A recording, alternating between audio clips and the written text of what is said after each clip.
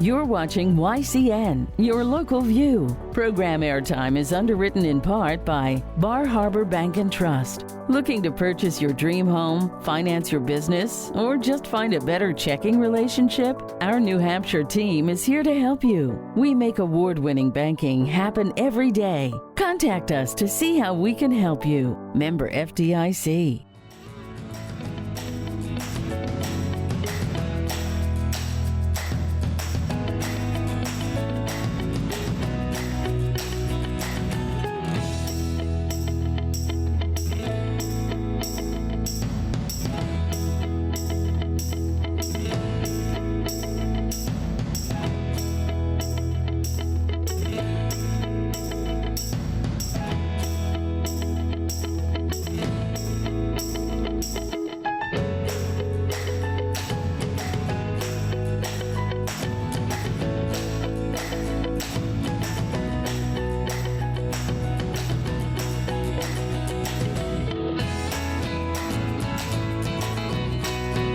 Welcome to Yankee Chronicle. I'm your host, Abby Peel, and we are again presented by Bar Harbor Bank and Trust right here on Newport Road in New London. Today, Jason Edgar will join me again to hear more about the tools that they provide with their wealth management and financial services. We'll visit the new nursing lab at Colby Sawyer College. Midge Eliassen will give us a look at the Lake Sunapee Light Houses. And we'll close with a preview of the fall lineup at the Newport Opera House.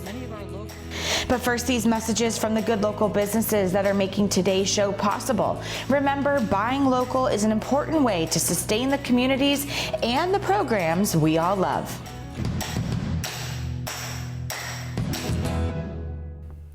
NCTV programs are underwritten in part by Edjar Clough and Kearsarge Heating Oil, Propane, and Motor Fuels, with design, installation, service, and maintenance of all types of energy systems, as well as air conditioning, water conditioning, and backup generators. Their friendly, highly trained, and certified staff is available to assist you throughout the process. Edjar Clough and Kearsarge Heating. Echo Communications, a digitally integrated commercial printer and mailer in New London since 1997, and much further back as the country press, AccuMail, and the home of the Kearsarge shopper. Echo Communications. LaValle Building Supply, serving homeowners and contractors since 1962. Whether you're an experienced builder or simply a do-it-yourselfer, you'll find what you need at LaValle Building Supply. Barton Insurance Agency provides local access to all your business and personal insurance needs, from auto, home, life, to business liability and related needs. Experience the hometown difference of Barton Insurance Agency. Baba's Bar and Grill on Newberry Harbor, for great land fare, seafood, sandwiches, and Baba's award-winning chowder. You won't be disappointed. They're having a lot of fun at Baba's Bar and Grill. The Innertown Record, your weekly hometown newspaper covering the Kearsarge, Sunapee, and Sunshine region of New Hampshire. Online and in print, the Innertown Record. Main Street Bookends in Warner, an independent bookstore providing books, toys, games, cards, and gifts. With a gallery showcasing local arts and artists, Main Street Bookends in Warner. And North Cape Design Build. Thank all our underwriters for making your local programming possible on NCTV. Welcome back to Yankee Chronicle. I'm your host, Abby Peel, coming to you from Bar Harbor Bank and Trust right here on Newport Road in New London. And I'm now joined by Jason Edgar, who's the president of Bar Harbor Wealth Management. Hi, Jason. Hey, Abby. We talked last week about your position and why Bar Harbor does so much for the community. Really, community bank at the end of the day. You guys give back and do so many different things. But now let's talk about more of when people are watching. I always think of the viewer that thinks, oh, I need this service. Let's talk about just planning in life, because there's so many different stages. But start at kind of the basics. When should people start planning for wealth and management? Well, the earlier the better, obviously. And Sure. I think that as the industry has evolved and grown, and people are more aware of the need to plan earlier, people are living longer. So the more you get a head start, the earlier you get a head start on things, obviously the better you can be prepared for things. But not everybody starts early. Sure. And that's okay. And so I think everybody's different, and it's our job to pretty much work depending upon the circumstances with the client. A lot of people need different things. Sure. There are different services that are valued, by everybody. So we do a lot of different things for clients along the way. So when you're saying early, like, is 20 too early? Is No. 30? Really? No. So is it the first time you have like an asset, or when is that person that like I should call and get some advice? I think for just generically individuals, as soon as you have earned income, Okay. if you can save and get in the habit of beginning that process of saving, it'll build habits for your future, and it'll also start to help you, compound and grow your money over time. Amazing. One of the examples you gave is like saving for college, both a child or the parent doing so, saving for retirement, or managing money to figure out if you can buy a second home or something like a boat or a additional car. What are some of the things that you're seeing as trends, and what are some tips you can give people who are watching? Yeah, I think for us, we tend to have an older client base. And so while we have a lot of younger clients, I think the majority of our clients are clients who have earned their wealth, Sure. earned their money and have their wealth. It's our job to grow it and preserve it over time. And then as we go through that, we're doing planning for those individuals where there's so many aspects that can touch in the planning process. Whether you can buy a second home, like you mentioned, what is my Medicare premiums? Sure. What do they look like next year? What, how am I going to distribute my assets? So I think, for us, it's a lot of planning for mid and later in life, and a lot of estate planning, transitioning of assets, working with the next generation that's inheriting assets. So there's so much to that. And you're saying it's never too early to start on those things? No, it's never too early Yeah. to start. I think, the earlier you do, the better position you're in, and the more you're aware of those important things along the way. Touch quickly upon people who are self-employed or small businesses. How does that play into wealth management? Yeah, we work with a lot of business owners that we have a 401k business. We help them and their employees plan for how much they can put away individually and how much they can contribute to their employees. So that's an important business line for us as well. It sounds like for anyone watching, the best case scenario is to give you a call and say, here's my situation, or what I'm hoping to do in the future, and you can kind of guide them in that direction. Yeah, well, when we have a meeting with an initial prospect who becomes a client, it's fact finding because everybody is different. And Sure. so you can't just walk into a meeting and say, this is what we do, this is what we would do for you. You need to sit there and listen and really understand the circumstance. Sure. Because everybody has a different one. And then you sort of generate a plan from there based on their needs. Yeah. Jason, thank you so much for talking. Next week, talk a little bit more about just the brand of Bar Harbor and different things going on in wealth management. So we'll talk again next week. Thank you. Thank you. We come back, we'll visit the new nursing lab facility at Colby Sawyer College. Now, please keep watching your Yankee Chronicle as we hear from another one of the fine businesses that are involved in making this show happen.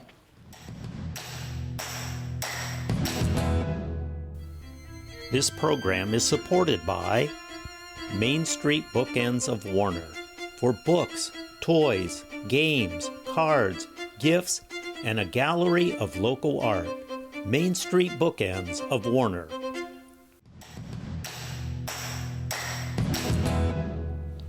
Welcome back to Yankee Chronicle. I'm Abby Peel, your host. Last year, a brand new nursing and health sciences facility was opened on the campus of Colby Sawyer College.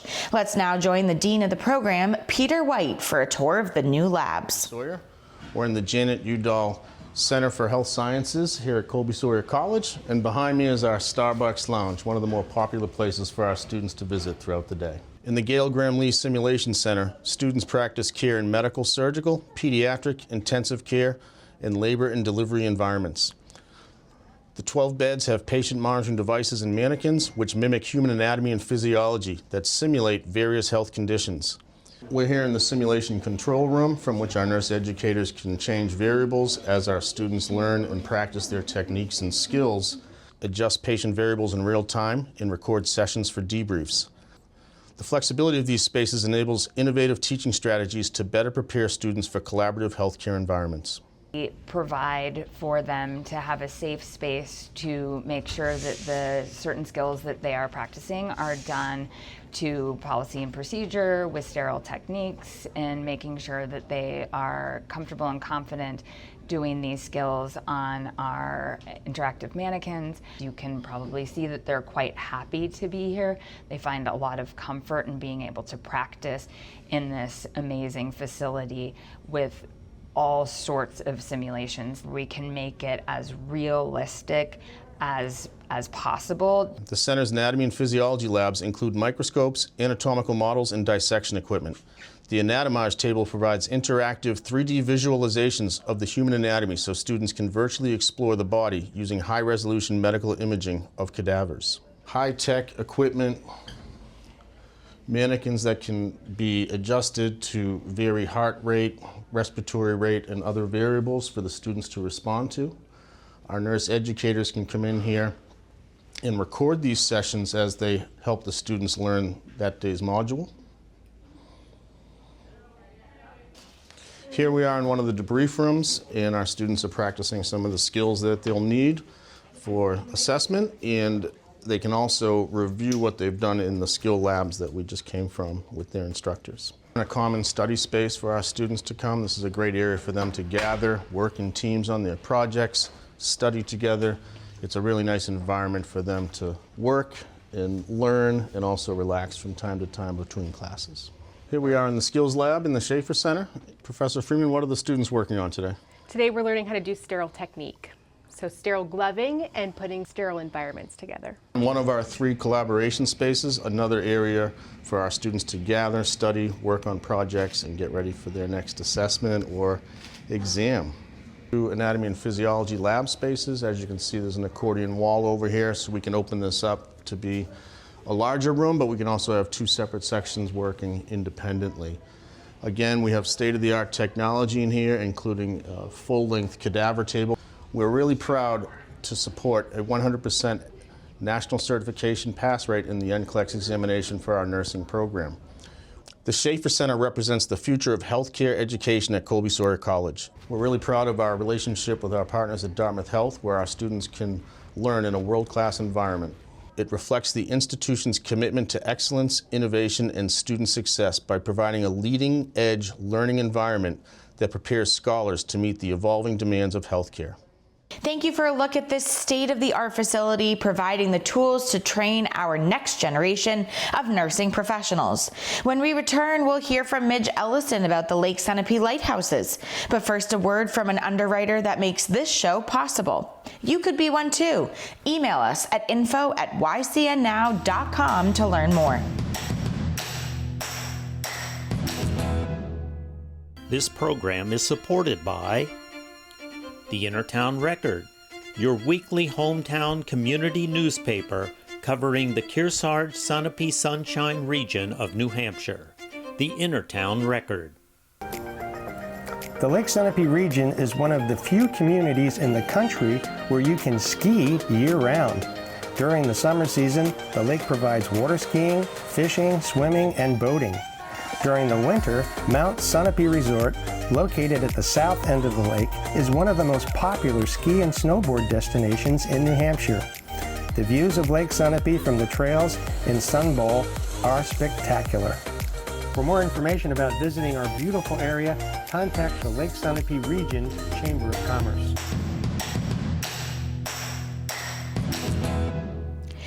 Welcome back to your Yankee Chronicle, the who, what, where, and when show of the Lake Sunapee region. I'm Abby Peel, your host. Midge Eliassen lives on the shore of Lake Sunapee and has a wonderful vantage point for keeping a historical eye on the lake's lighthouses, and one in particular. Tell us more, Midge. Yeah, well, today there are 5 lighthouses in the state of New Hampshire. 2 are on the coast where you would expect them to be, and 3 are here on Lake Sunapee, which is very unusual for inland lakes until you get out to the Great Lakes. We have lighthouses on Lake Sunapee because of the lake's heavy use in the 1880s to 1930s as a tourist destination. No tourism really became big on Lake Sunapee until the railroad was able to get here in 1872. And when the Newbury Cut was made that allowed the railroads to reach here, by 1876 we had steamships plying the lake. They were carrying passengers to the grand hotels, to summer cottages. People would come with all their luggage for the whole summer. 1891, a steamer struck a ledge and began to sink. And that made the Woodson brothers, who owned 5 of the steamships on the lake, realize that they needed a little navigational help from the rocky places along the shore. So they got permission from the state to build a lighthouse as a navigational aid. This was the one on Luna Island, which was built on a natural rock island, sort of close to the middle of the lake. After that, they built another lighthouse 3 years later at the point that marked the entrance to Herrick Cove. And sometime later, we don't have an exact date, they built a 3rd lighthouse in Brookhaven, again at the island that marks the entrance to Brookhaven Harbor. So then there were 3 big navigational aids on the lake that blinked their lights to let the steamers know how to set their courses and avoid the rocky points. Well, they are certainly part of the decor. They're iconic, they're beloved, they're historic, they're part of our sense of place, but they are also navigational signals. Well, when the steamboat era ended in the 1930s, there was no one taking care of the lighthouses, and it deteriorated over the years until in the 1960s, when one was struck by lightning, and then fundraising was done and it was replaced. And that's when people began to look at them and say, oh, we need to take care of these. At that point, the neighbors along Sunset Shores did a little open your pockets fundraising to take care of the Herrick Cove Lighthouse. Another group did some work on Luna Island, but there was nothing coordinated and organized. But in the 1980s, Kurt Chapman and Court Cross of the Lake Sunapee Protective Association decided it was time to really take care of these lighthouses, which were becoming beloved icons rather than deteriorating wrecks. So with the help of Dudley Orr, a lawyer who had property on the lake, they went to the legislature and they asked permission for LSPA to maintain the lighthouses. They got the right, but not the responsibility for care of the lighthouses over 3 different acts of the state legislature in the early 1980s, and that's what prevails today. LSPA may take care of the lighthouses, but is not required to. So the last time we took care of the Herrick Cove Lighthouse was in 2003. And at that point, we had to replace the entire wood and stone crib because it had been damaged by ice. And we decided the best way to do that was to take the lighthouse on shore so that the crib could be taken apart and completely rebuilt. So with the incredible donation of a volunteer, a helicopter was brought to lift the lighthouse to shore, and it lifted it up, and we were all watching, and it got dipped into the water, and we all thought it was going to sink, but it turned out it was a clever ploy on the part of the pilot to let the buoyancy of the lighthouse take some of the weight. Less than 20 years later, same story, same problem. Ice had pushed the rock and stone crib, some of the wood rots, but much more of the problem is the force of the ice tilting it. The lighthouse was again at a 5-degree angle, and we had to figure out what happens now. At a 15 to 20 year replacement period for the cribs at hugely greater expense, it just wasn't a viable proposition. So Frank LeMay, chair of LSPA's Facilities Committee, engaged a man named Duncan Meller, who's a coastal engineer. And the Facilities Committee looked at a whole bunch of different options for replacing the support for the lighthouse. In the end, it was sort of no question that the most cost-effective and the most long-lasting is the solution we're using today. It's an expensive one now, but we expect the lighthouses will still be on the same support 60 to 80 years from now. And the choice that we made was to support the lighthouse on 4 steel piles, like legs of a table, driven all the way down to the bedrock of the lake and then anchored into the rock, so that there is no way that you can pull up on these and have the lighthouse begin to tip and tilt. Then, in order to take care of the stress of the ice and the wind-driven ice, these 4 table legs, in 3 cases, have an angled steel pile behind them so that the force driven against it from the surface of the water will keep the lighthouse from moving. The actual work of the construction project to install the new support structures was done by a company called Hanson Marine that is based in Springfield, New Hampshire. And most people I talk to think that there have been a large crew of people out there making this happen over this time. But I've been out there in my kayak watching every day, and there are 2 guys, extraordinary teamwork, competence, creativity, that have done every part of this job from the beginning. Brookhaven has had the same problems as Herrick Cove. That lighthouse disappeared because of ice in 1935 and then was put back in the 80s by LSPA, and we've had to replace that crib several times. So when they're completely done with the Herrick Cove Lighthouse sometime this fall, Hanson Marine will do the exact same process at Brookhaven, and it will stand on the same 4 table legs with extra support. Loon Island, we don't have to do that for. Loon Island Lighthouse is built on a natural rock island, so its base is firm and stable. We will have to continue to take care of the 3 wooden structures, obviously, because wood deteriorates, but we can do that. When we undertook this new plan for Brookhaven and Herrick Cove, we started a fund drive to underwrite the costs of these 2 structures.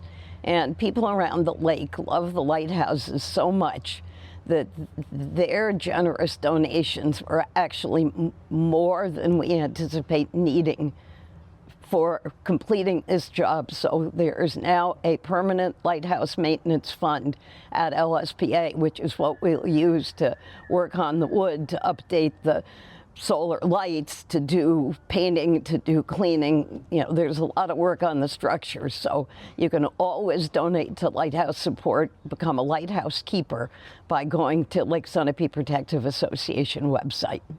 Thank you, Midge. When we return, we'll hear from Laura Kessler as she details the fall package of shows to be seen at the Newport Opera House. But first, let's hear from another local business that makes our show possible. Stay tuned. This program is supported by Edjar Clough and Kearsarge Heating. Their full-service model offers oil delivery, propane, motor fuels with design, installation, service, and maintenance of all types of oil, gas, and alternative energy systems, as well as air conditioning, water conditioning systems, and their highly trained and friendly staff will assist you throughout the process of buying, installing, and servicing a full line of energy products. Edjar Clough and Kearsarge Heating.